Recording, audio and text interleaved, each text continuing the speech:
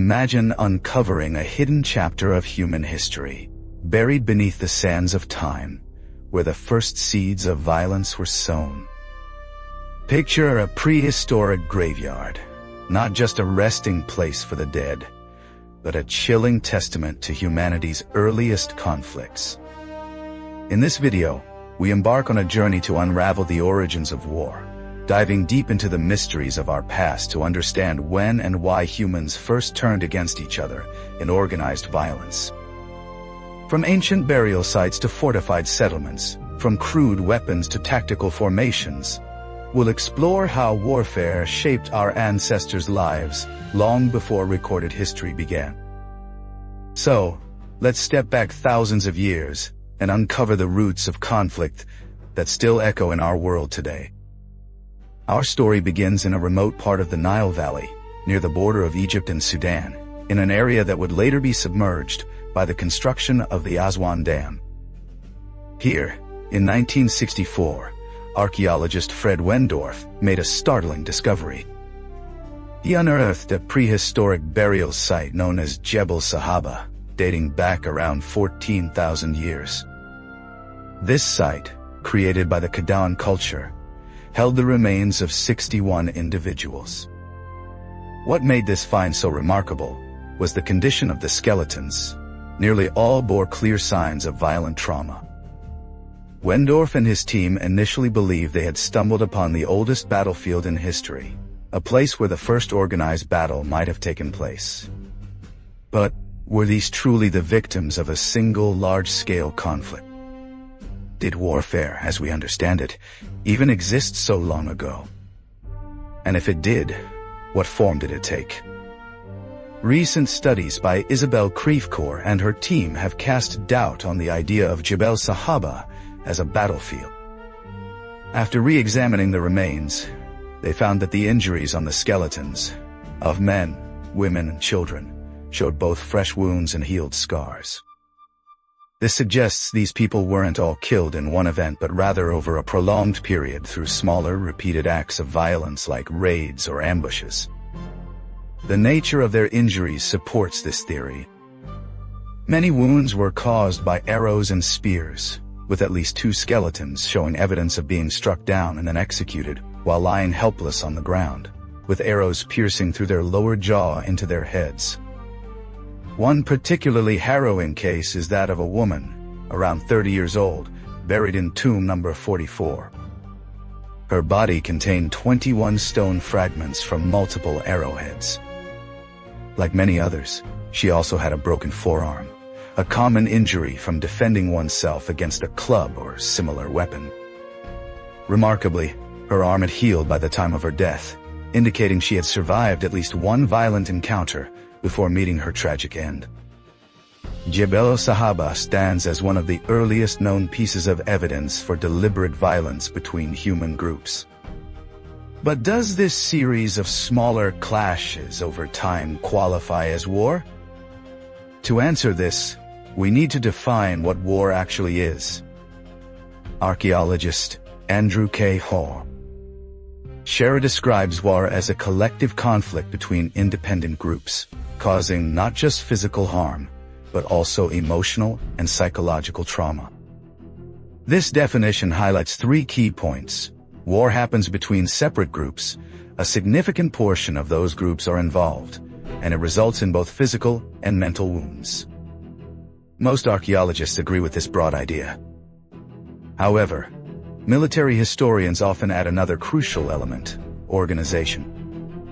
They argue that a conflict can only be called war if fighters are coordinated under a leader, following a tactic or formation. For the purpose of this exploration, we'll include this aspect in our definition. War is organized violence. This organization doesn't necessarily mean massive battles. It can include ambushes, feuds, or small skirmishes. Under this lens, the violent events at Jebel Sahaba, nearly 14,000 years ago, could potentially be seen as war. Yet, we lack clear evidence of how organized these clashes were or who exactly was involved. Given the antiquity of these finds, a deeper question emerges: one debated by scholars and thinkers for centuries. Has war always been part of human existence, or is it something we learned over time? Winston Churchill, reflecting on the horrors of World War I, once wrote that the story of humanity is essentially the story of war. He believed peace was nothing more than brief, fragile pauses in a world of constant conflict, and that even before recorded history, violence was universal and unending. Churchill's perspective aligns with that of philosopher Thomas Hobbes, who saw human life in primitive times as solitary, poor, nasty, brutish, and short, driven by an inherent tendency toward conflict. In contrast, for many years, archaeologists leaned toward the views of Jean-Jacques Rousseau, who countered Hobbes by imagining a noble savage, a peaceful human living in harmony with nature. Influenced by the devastation of World War II, many scholars downplayed the significance of prehistoric warfare, portraying early human history as a time of peace. They often interpreted weapons and armor as mere status symbols or hunting tools, and ancient fortifications as ritual structures or practical barriers rather than defenses against enemies. Take the walls of Jericho, for example. Some see them as protective barriers against attack, while others, like primatologist Franz de Waal, suggest they were built to shield against seasonal floods from nearby mountains. This assumption of a peaceful prehistory was challenged in 1996 when archaeologist Lawrence H. Keeley published his groundbreaking book, War Before Civilization: The Myth of the Peaceful Savage. Keeley argued that prehistoric warfare was far from trivial. It was serious and devastating, even if on a smaller scale compared to modern conflicts like the 30 Years' War or the World Wars. He described prehistoric conflict as total war fought with limited means. While the skirmishes of hunter-gatherer groups were short and small, their impact was immense. These groups typically numbered between 20 and 30 people, so losing even a few adults could threaten the entire group's survival. Keeley's work forced archaeologists and historians to rethink the origins of war. While no definitive answer has been found, and we won't claim to find one here, it's critical to avoid assuming prehistory was a peaceful paradise, simply because evidence of war is scarce. Just as those who see prehistory as a dark, violent era must provide proof, so must those who view it as a lost golden age. With this in mind, let's trace the earliest signs of violence and conflict in human history. Around 500,000 to 300,000 years ago, humans mastered fire and began crafting weapons to hunt large animals. Groups of hunters used spears to take down prey like deer, horses, or woolly mammoths.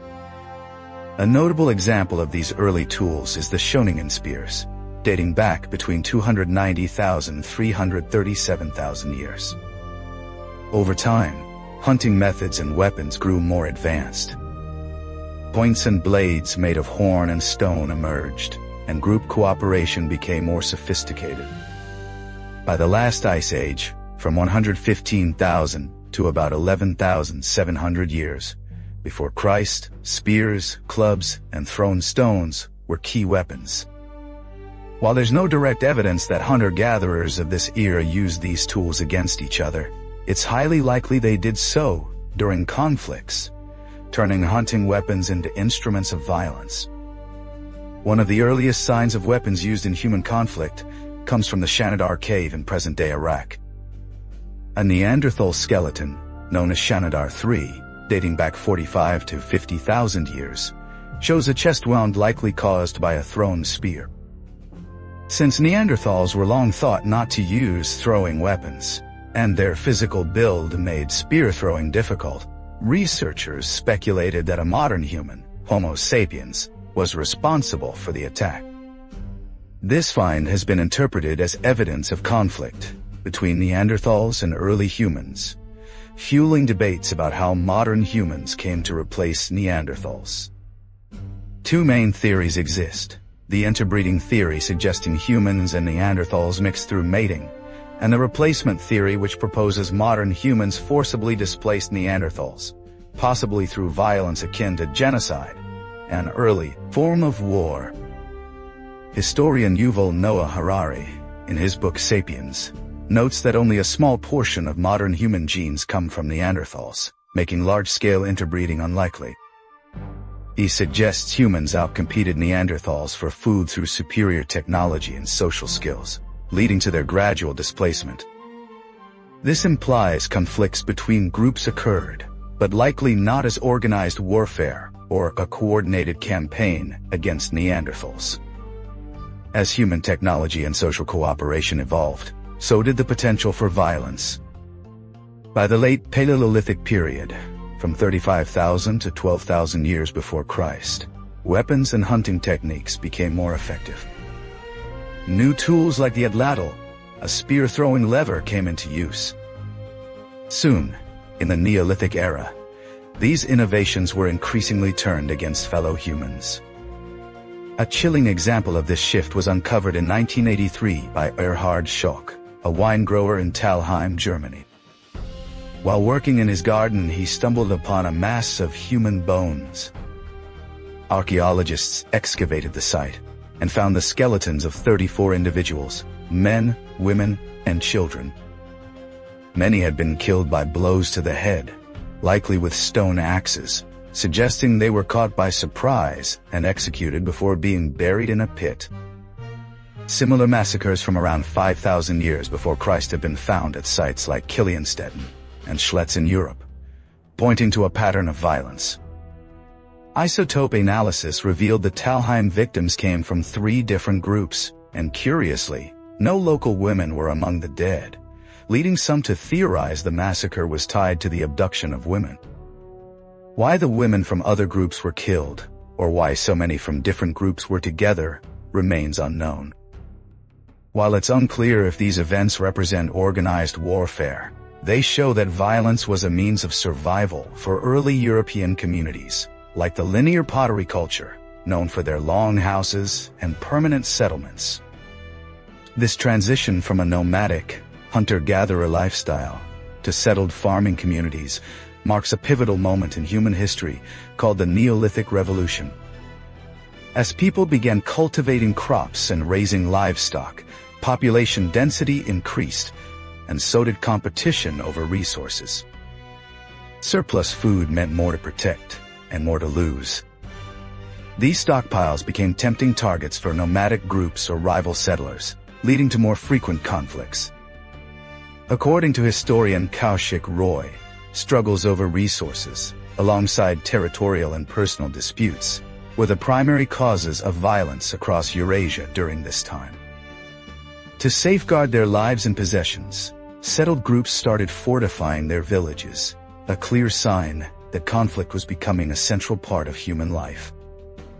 A striking depiction of early conflict comes from a cave painting in Morella la Vella, northeastern Spain, created around 5,000 years ago. It shows 4 warriors with bows and arrows attacking a group of 3 archers. Some historians interpret the positioning as an early example of a tactical maneuver, possibly a double envelopment. While we shouldn't overanalyze such images, this painting, along with others from the same period, suggests the beginnings of cooperation and tactics in fighting, key elements of organized warfare. Other artworks show archers marching in a column behind a leader wearing a distinct headdress, or the execution of a fallen enemy. Military historian Arthur Farrell argues these scenes indicate the presence of leadership and order, marking the invention of basic tactics like hierarchy, columns, and lines. He and other researchers believe these tactics evolved from hunting strategies, such as driving large animals into traps or over cliffs, which were then adapted for human conflict. During the Paleolithic and Neolithic periods, spanning roughly 20,000 to 4,500 years before Christ, 4 key weapons became widespread: the bow, sling, dagger, and mace. Apart from the mace, these were also used for hunting. The bow and arrow were especially transformative, extending the range and effectiveness of attacks.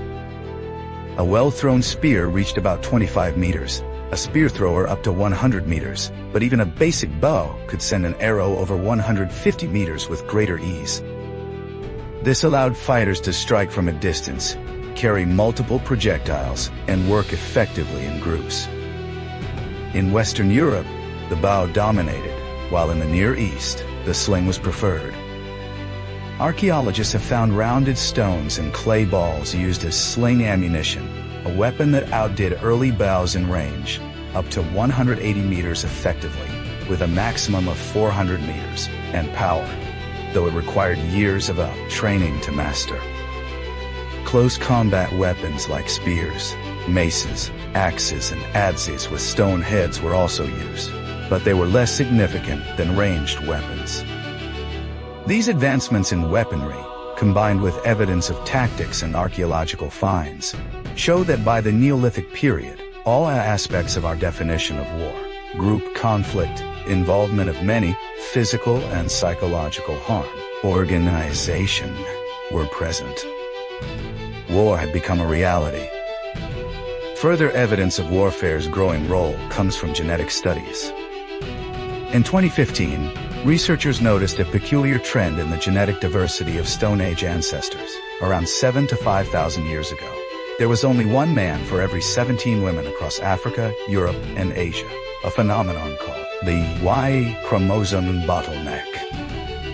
Initially, scientists wondered if men had nearly gone extinct, but it became clear that it wasn't the number of men, but their genetic diversity that had plummeted. In 2018, Stanford University researchers proposed that this was due to cultural shifts, specifically the rise of patrilineal clans where membership passed from father to son. As these clans fought over generations, many male bloodlines were wiped out, leaving only a few to reproduce with most women. This theory aligns with evidence of a surge in organized warfare during the Neolithic, which Arthur Farrell compares to monumental historical events like Alexander the Great's conquests or the spread of Islam. A key sign of this trend is the increasing fortification of settlements between 8,000 and 4,000 years before Christ, built to protect people, supplies, and the infrastructure of sedentary life.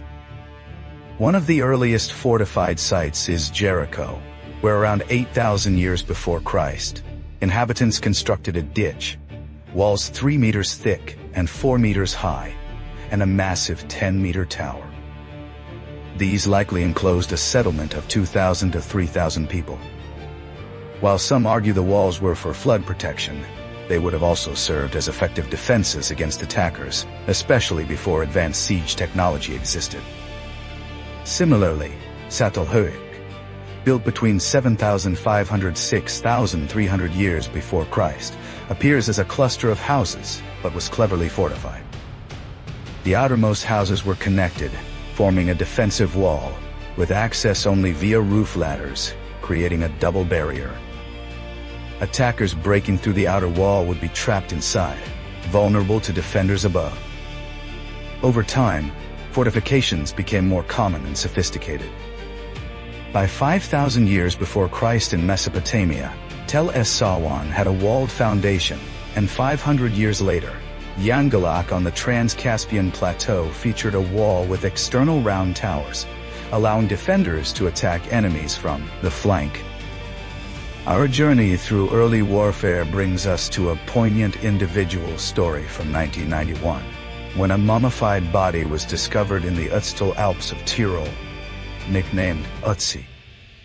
Dating back about 5,250 years, Ötzi died from an arrow wound to his shoulder and a severe head injury, possibly from a fall or blow. Cuts on his hands, arms, and scratches across his body suggest he fought shortly before dying. While the exact details of his death are debated, Ötzi may be one of the most famous victims of early warfare, embodying the reality of organized violence in the Neolithic.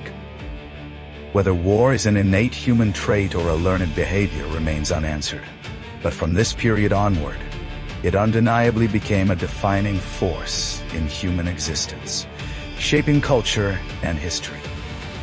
Soon, humans would wield even deadlier weapons, employ complex tactics, and build stronger defenses.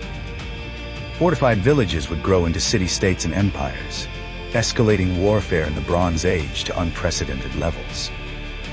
War, more than any other force, would continue to shape humanity's path, a story we'll explore in future videos.